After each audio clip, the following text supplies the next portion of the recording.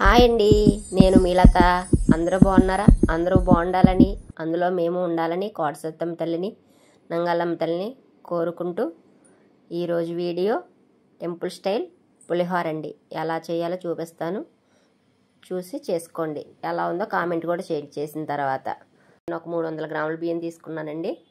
బియ్యం కడిగేసి పక్కన పెట్టుకొని ఒక పెద్ద నిమ్మకాయ సైజ్ అంత చింతపండు నానబెట్టి పక్కన పెట్టుకున్నానండి.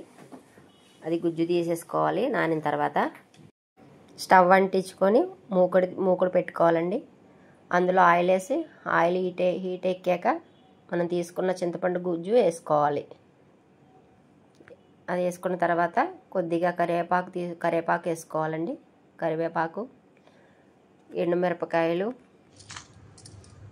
పచ్చిమిరపకాయలు వేసుకొని కొద్దిగా పసుపు కూడా వేసుకున్న తర్వాత సాల్ట్ కూడా వేసుకోవాలండి.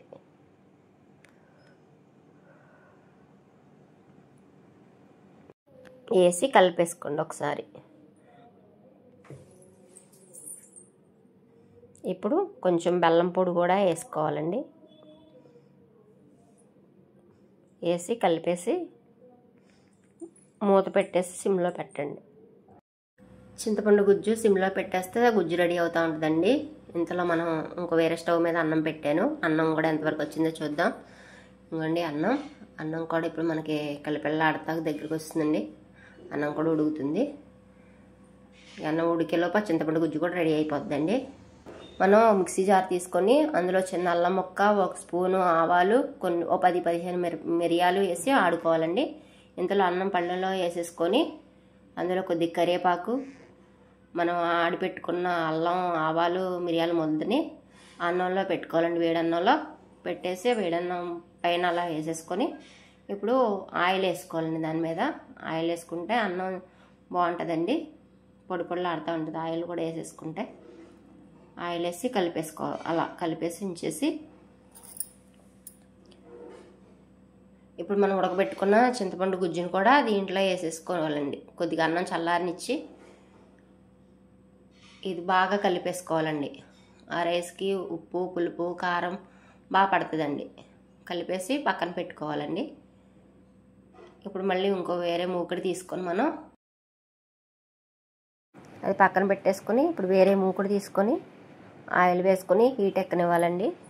హీట్ అయ్యాక అందులో వేరుశనగ గుళ్ళు వేసుకొని కొంతసేపు ఆగనివ్వాలండి. అవి కొద్దిగా వేగిన తర్వాత పచ్చిశనగపప్పు వేసుకోవాలి.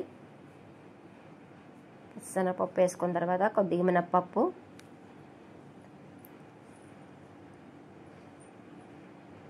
ఆవాలు,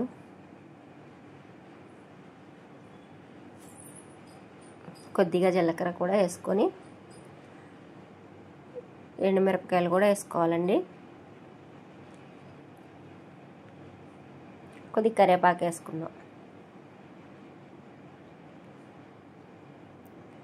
ఇది బాగా ఆగనివ్వాలండి. ఇప్పుడు నేను ఇంగువ వేయలేదండి, నా దగ్గర లేదండి. మీ దగ్గర ఉంటే ఇంగువ కూడా వేసుకోండి, బాగుంటుంది.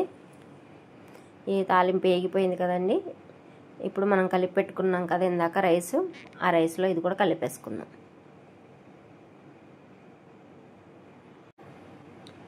ఆ తాలింపు వేసి బాగా కలిపేసుకోండి.